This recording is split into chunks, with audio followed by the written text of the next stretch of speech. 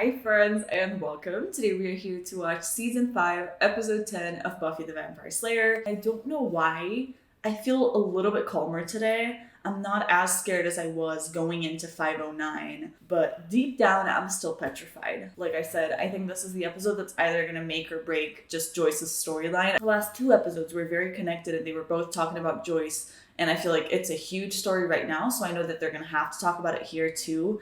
And it feels like we're leading up to a closure with that storyline, or at least I hope so, because if we keep on this whole idea of Joyce being sick for the rest of the season, I can't handle it. I really am still trying to hold out hope that it's all a joke and that they're just trying to mislead me and make me suffer in advance over things that are not going to happen. To say I'm stressed is a little bit of an understatement. And I feel like while this episode could definitely try and talk about some other things in regards to like Big Bad, in regards to, I want to say Gloria, I think is her name, and just Dawn's existence, which I feel like really came up last episode, I do feel like this has to be just a Joyce episode because it does feel like it is the big episode for Joyce. Maybe they would have some sort of, separate monster just to keep the squad doing something. But yeah, I do believe this is a Joyce-centric episode.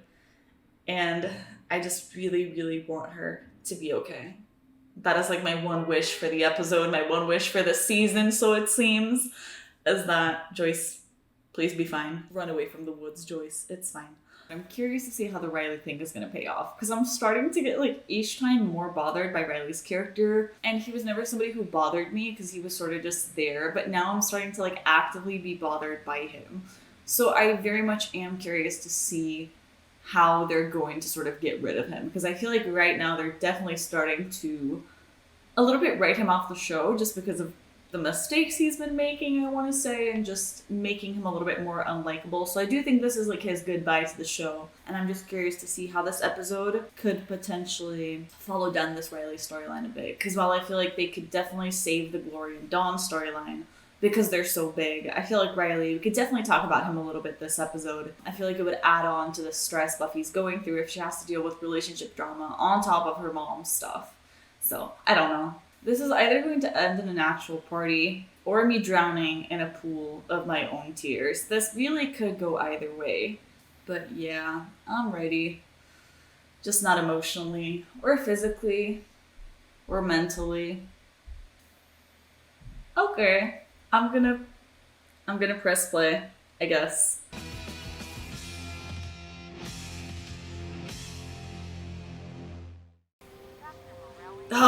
See, we're still at the hospital. No, this is not fine. I hate this. Okay.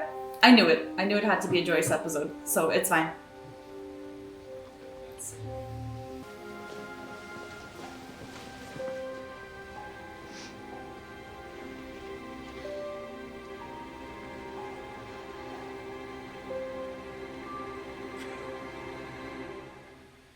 Don't you dare cut to intro. Don't you fucking dare cut to fucking intro right now. I'm not gonna dance this time. This time I'm actually pissed. I'm not just sad, I'm pissed. Okay, your mom's in recovery. What happened? Okay. Is she all right? Well, good. It was possible to visualize the tumor completely, which means I was able to get all of it. So, barring complications in recovery, your mother's going to be fine. Of course, we're still going to have to watch your mother carefully and have her back in here for some follow-up testing. But overall, I'd consider the procedure a complete success. Oh, please tell me this is true. Oh, my goodness, doctor, thank you. Thank you so much. Buffy would chase me around the house yelling, I am the Slayer, I'm going to get you. That's disturbing. You're emotionally scarred and will end up badly. No, it's great. I mean, she didn't actually stake me in the heart, It's okay. You guys don't have to make a big deal for me. I'm only sleeping over here so Buffy and Riley can boink. No, that's not it at all. They just need time to be tender, relax. Buffy, you did not. You stayed strong throughout, Buffy. You never even cried. Oh, I cried.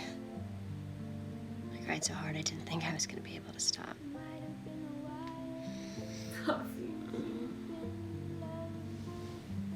Oh. That's all in the past now. Mom's out of the woods. I hate this. What's gonna change? I'm not here being concerned about Joyce, so they think I want to see Buffy and Riley having sex. No, I don't.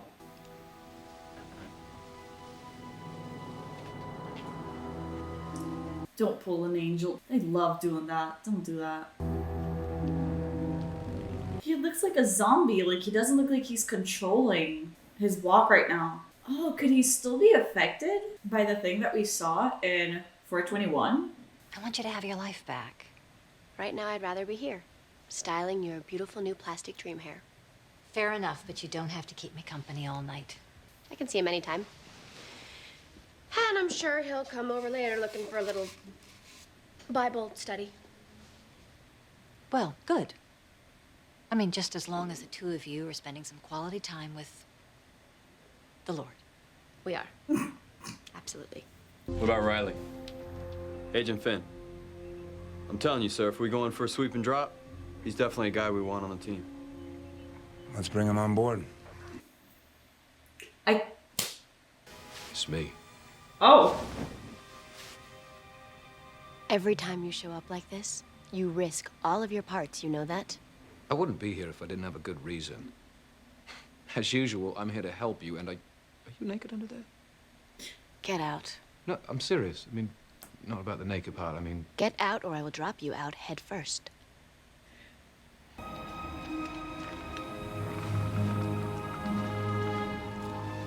Harder.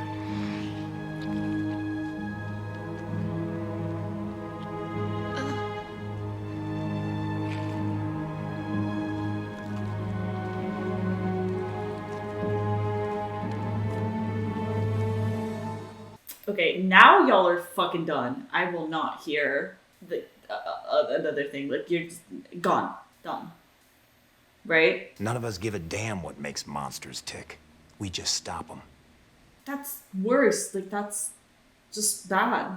We ship out for Central America tomorrow midnight. Now maybe civilian life is working out for you. And maybe not. I say this with all my love. Please go.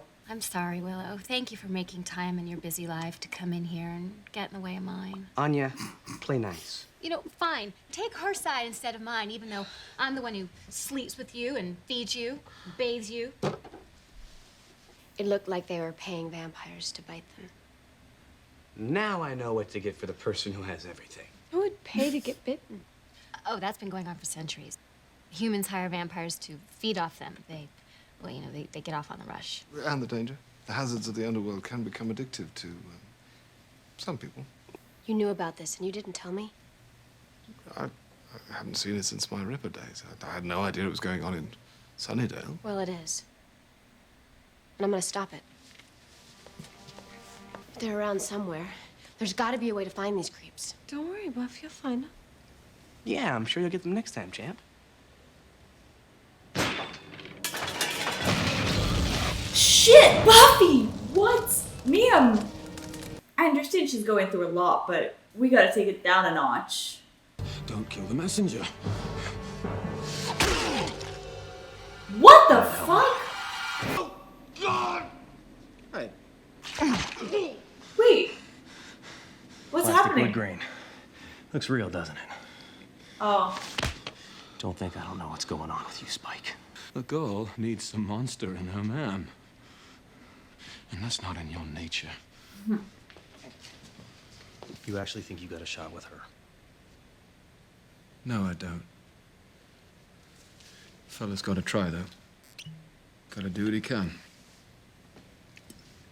To be that close to her and not have her. To be all alone, even when you're holding her.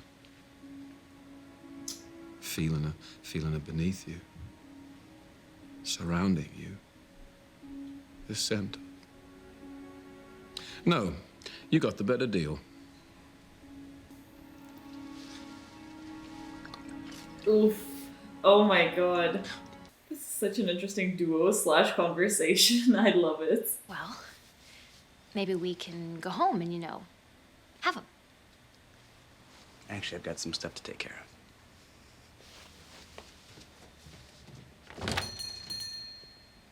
That feels unusual. I wanted to even the score after you let Dracula bite you. I did not let Dracula. I know. On some level, I know that. Are you kidding me? It was because... I wanted to know what you felt. I wanted to know why Dracula and Angel have so much power over you. You so don't get it. I wanted to get it, Buffy. I wanted to get you. So this is my fault? Hey, gee, Buffy's so mysterious. I think I'll go out and almost die. They made me feel something, Buffy. Something I didn't even know I was missing until... I can't hear this. You need to hear this. Stop grabbing her arm. Even if it was fleeting, they made me feel like they had such hunger for me. And I don't make you feel that way?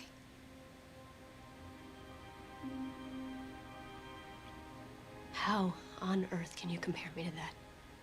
How can you tell me you understand what those vampires are feeling? You weren't a passion to them. You were a snack. A willing, idiotic snack. No, I know exactly what they feel when they bite me because I feel it every time we're together. It's like the whole world falls away. And all there is you. And you think that I don't feel the same way about you? How dare you tell me what I feel? What else do you want from me, Riley? I've given you everything that I have. I've given you my heart, my body, and soul. You say that. Damn. But I don't feel it.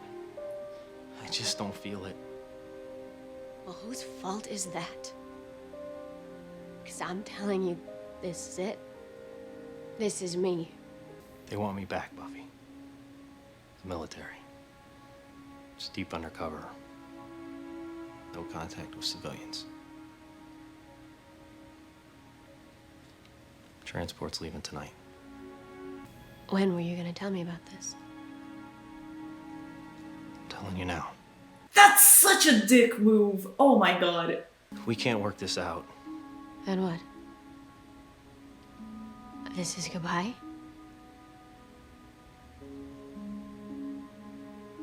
You are unbelievable.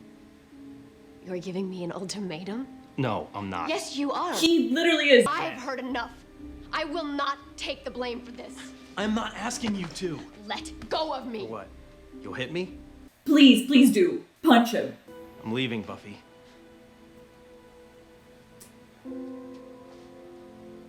Unless you give me a reason to stay. I'm leaving tonight.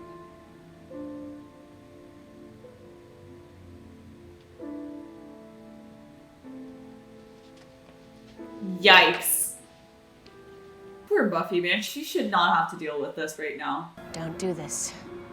Not now.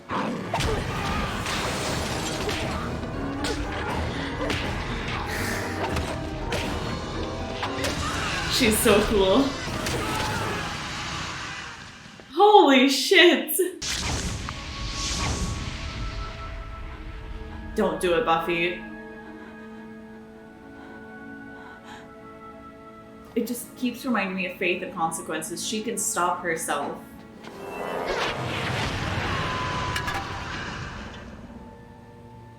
Are you kidding me? Who cares if it's fair? In about 20 minutes, Riley's gonna disappear. Maybe forever, unless you do something to stop him. What am I supposed to do? Beg him to stay? Why wouldn't you? Look who has Anya following him around like a lovesick puppy. Oh boy, is this not about me. Is she more than a convenience? Because that would kind of be a surprise. If you don't want to hear what I have to say, I'll shut up right now. Good, because I don't. I lied. See what I think? You got burned with Angel, and then Riley shows up. I know the story, Xander. But you missed the point. You shut down, Buffy. And you've been treating Riley like the rebound guy, when he's the one that comes along once in a lifetime. He's never held back with you. But if you really think you can love this guy, I'm talking scary, messy, no emotions barred need. If you're ready for that, then think about what you're about to lose. Xander. Run.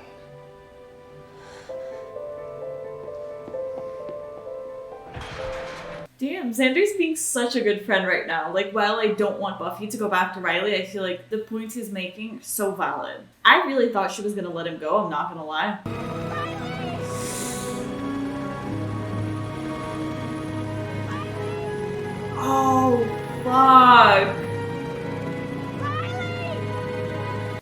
That's horrible. This is like the worst breakup ever. Because Riley doesn't even know she went back for him. And she's always going to be wondering, what if she had gotten there in time? Oof, this sucks. You make me feel like I've never felt before in my life. Like a man.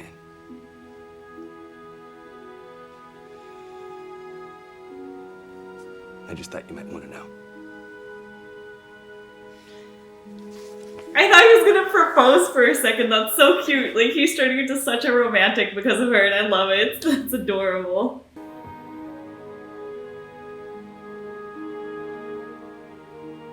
Oh, Buffandra. I don't like to see her sad.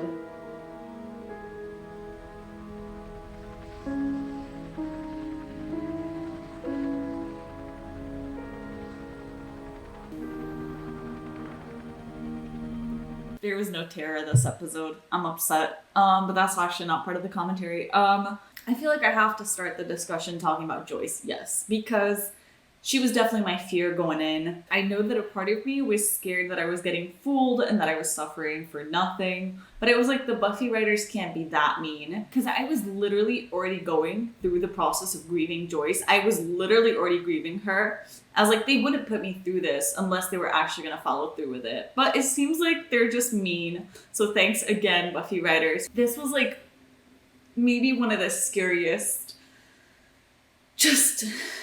episodes ever. And I'm glad that Joyce, they were able to resolve that storyline in the beginning, because I was definitely concerned. But I have to say that though, for the first few minutes, even when they said the surgery went fine, I was waiting for a catch. I was waiting for them to get home and for suddenly Joyce to start coding. Like, I've seen a lot of Grey's Anatomy. I know things can go south even when you think everything's fine. In the beginning, it very much felt like they were messing with the idea of false hope to keep us calm, only to wreck us by having her suddenly die. Even though this was my mentality in the beginning of the episode, as soon as I noticed they were really leaning into the Buffy and Riley storyline, I feel like you could tell that Joyce was not the focus. So I was like, it's fine, she's fine.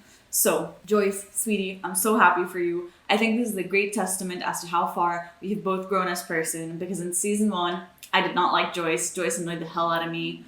And even though my opinion has completely changed, rewatching season 1, I was like, no, Joyce is actually a really good mom, which is not how I felt originally. So I wonder if I have changed, or if me seeing her in the future has made me change my outlook on her. But anyways, what really got me about this storyline was how much it could impact Buffy. Because I feel like if there's any death that could really, really hurt Buffy, it would be Joyce. No doubt about it. This would be the worst thing that they could do. Even though I'm glad she's fine, that was just so incredibly mean, and I can't believe they put me through this. But I'm trying not to complain so much, just because I'm so relieved that she's alive and well, that I don't want to jinx it.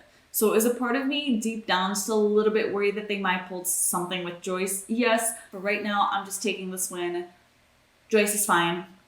I literally talked myself into 1 billion breakdowns over the last few weeks, and that was for nothing. Basically, most of this was in my head, all this stress, and I feel like that kind of adds up. So, mean storyline, glad we're over it. My heart would not have been able to handle much more of this. But anyways, on to other important topics, which has to be Buffy and Riley. I've got some feelings, and I feel like usually that's not the case for Buffy and Riley, just because obviously I'm really into Angel. You guys know that. If you've seen any of my videos, you know that. But anyways, getting into Buffy and Riley has always been an interesting thing for me, because it's sure, I liked them. I always go back to Doomed. Great episode, love them in that episode. But then they keep having their ups and downs, which is fine. And it happens, but I feel like right now, since I want to say 503, when Riley, admits that he knows Buffy's not in love with him, I feel like that's the point where the charm of Buffy and Riley disappeared for me, because I was like, if this man knows and feels this way, this is not a relationship that's going to work. They're not on the same page, and I feel like this just became even more clear in this episode. So I have to say, I wasn't the biggest fan of Riley. I do think he might have some valid points at some moments, but I was definitely siding with Buffy more in this conversation. I think it's so interesting that they used this sort of vampire metaphor to cheating, which is very valid, because I feel like every time we see these vampires biting each other, or anything involving vampires and biting, it always feels very sexual. So it's interesting, because when he says it was all about Dracula, it's almost like he feels like Buffy cheated on him before. And this is payback, which, by the way, I was like, sir, I didn't even think about Dracula. That you should not have gotten hung up on that. I feel like it was an interesting way to make it seem like they had problems and just the blame that comes with it. Like, it very much felt like cheating, but in a way that wasn't actually like cheating, because I feel like if we had seen Riley like fuck somebody else, I feel like we would be more upset. And I feel like this whole vampire sucking is like a little bit less worse in a way. It makes us be able to empathize with him a little bit more, kind of. I don't know. I think it makes it a little bit dicier than just regular cheating. That ending was very much very Buffy. I feel like it was the Buffiest thing they could do, and I can't believe I didn't see this coming. It makes it feel less concluded, and I feel like they love doing that with romances. With Buffy and Angel, even though they sort of did break up, it never felt concluded, right? They still had those feelings about each other. There was just nothing they could do about it. And I feel like I felt this in a similar way in this episode, in the sense that Riley's always going to be thinking about Buffy and what could have happened if she shows up. And Buffy's always going to be thinking what would have happened if she had come to this realization 30 seconds before. So I feel like it gives a very interesting feeling, and I like the way that it ends Buffy and Riley. It feels like it validates their relationship in a way, because I feel like the way that they had broken up was very upsetting, and I was really pissed off at Riley. But I feel like this whole idea of having Buffy go back to him, like really actively notice that, like, no, I actually do like this guy, I want to give this a try and stuff like that. It makes it sadder. It makes it feel like, yes, they really do care and love each other, and it's a bummer that it didn't work out, sort of thing. Even though I am very glad that Riley seems to be gone, I don't like the idea of an ultimatum, and I don't understand exactly why Buffy went after him. I don't think Buffy would have gone after him. Realistically, I think it was more about just having the whole drama of them not being able to see each other, not being on the same page, which is like the whole idea of their relationship, right? There's just something that hits me wrong about the fact that Riley, who had been so sort of opposed to the initiative and stuff like that, who literally had a chip on him, forcing him to do things, and who worked with the military for so long and, you know, was used to following orders, the fact that when he's able to break away from that, he still wants to go back. He barely needed convincing.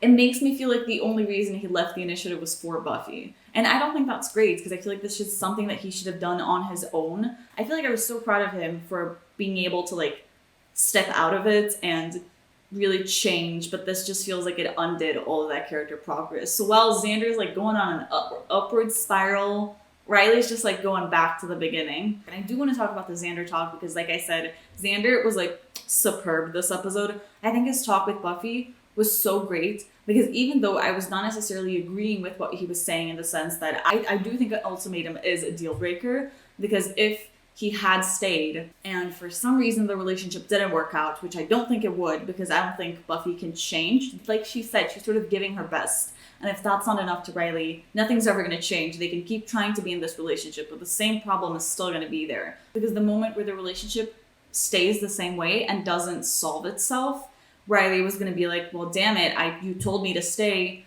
And Buffy's going to be like, what else do you want from me? You know, like, this was obviously not going to work. So I don't think that Xander was necessarily, like, right by what he was saying, because I do think the ultimatum was a deal breaker, but at the same time, I think the points that he were making, like, it was just so valid, and I think Buffy needed to hear that. I think Buffy needed to be able to make her decision. I feel like she was so, you know, the moment she heard the ultimatum, she didn't want to think about it, and I feel like Xander made her sit down and really think about what she was doing. So I really, really appreciated that. I think Xander killed it in that scene. It reminded me so much of Xander in 401, you know, where he's sort of coming back from his trip with the what would Buffy do sort of mentality. Like, I think Xander has really, really grown to, you know, to be like one of my favorite characters. I feel like you can really see the character progress happening every single episode with him, and it's so incredibly gratifying, you know, to see how much he cares about Buffy, to see that it's not Willow that notices something is wrong with Buffy, it's Xander. I love Xander this episode. I think he definitely wins the award for best character of the episode, because it was amazing. Also seeing him with Dawn, I think, was adorable. You know, seeing how he can be a responsible person and, you know, do favors for Buffy. Like, Xander was being understanding. He was being the most sort of objective of, like, let's think this, the big picture of it all. Really, really great guy. Great advice. Love him. And also, just Xander coming home and making Anya know how loved she is. Especially, you know, when they were just talking about how, like, Buffy did not make Riley feel that loved. the fact that Xander would come home and really emphasize that love he has for Anya is really sweet, because of course Buffy pushed a button, but I feel like he didn't have to do that. But the fact that he did, you know, I almost felt like he was going to propose there. It feels like they're really getting to a very serious point in their relationship. So I wonder if there's like a proposal coming next, because I don't know, Buffy just doesn't seem like the kind of show with a wedding. Like, I can't see any of these characters getting married for some reason. Maybe it's just because they feel so young. So it would be very interesting to see what would be the next step for Xander and Anya, because I feel like they've been going steady and they've been going really serious for a while.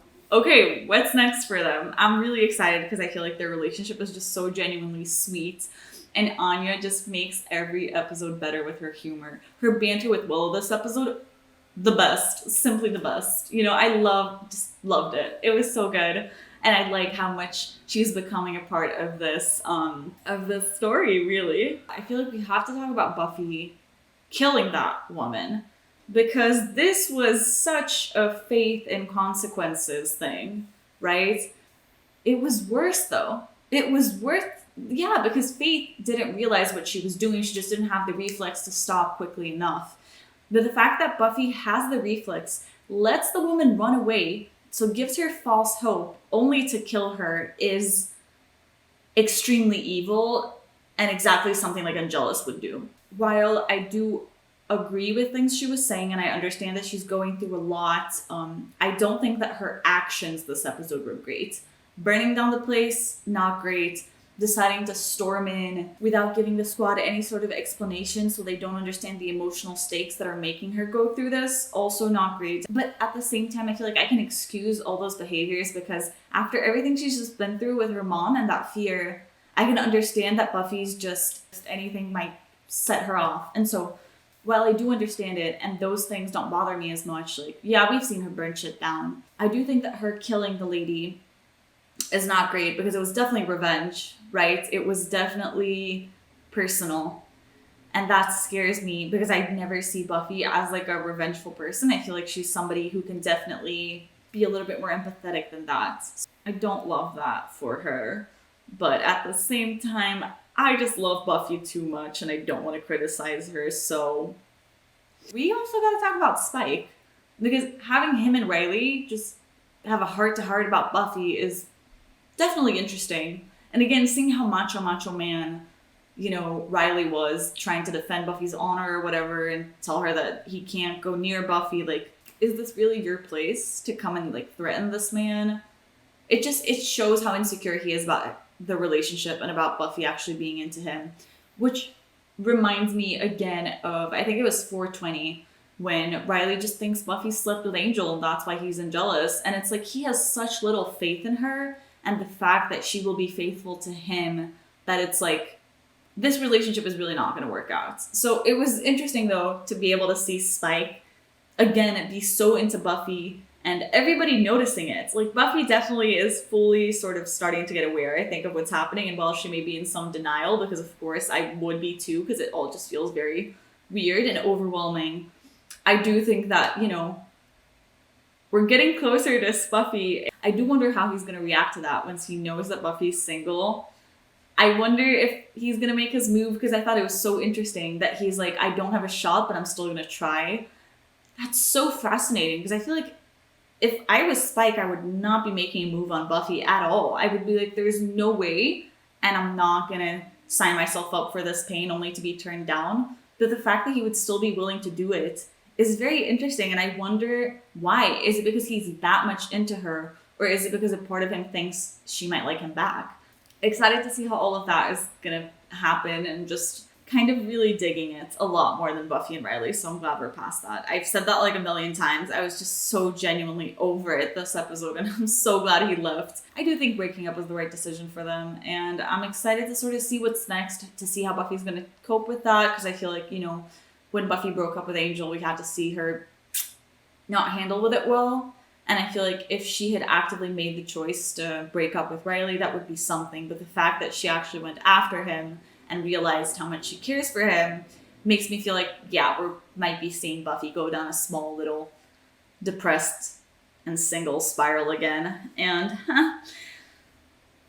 That's gonna be hard to watch. Oh, also the name of this episode is so mean. These writers were 100% misleading. It's so incredibly mean to make an episode named this. Just saying, like, y'all, that's fucked up. But okay, the name of the next episode, even though now I don't trust episode titles, is Triangle. Like a love triangle? Okay, for sure. Because, yeah, it's gotta be, because I feel like the next episode definitely has to deal with the repercussions of Buffy being newly single and what it means to actually lose Riley and to have him leave the show. So I do think that, like, romance has got to be at the core of it. So yeah, maybe triangle, as in like a love triangle of Buffy, Riley, and Spike, and how she's going to deal with that now that Riley's out of the picture, how Spike's going to deal with that now that Riley's out of the picture. Maybe that's going to be the next episode. Buffy's actually going to realize that Spike's not just being friendly and accidentally kissing her because he's insane. No, he's just really into her. Yeah. I feel like that would have to be my prediction. I am so relieved that we are done with this storyline in Buffy. I wasn't sure how to get through, but it seems like we have, so I'm very relieved, and now I can go back to being excited to watch Buffy. So I will see you all in the next episode. Thank you all so much for watching, and I'll see you then. Bye bye.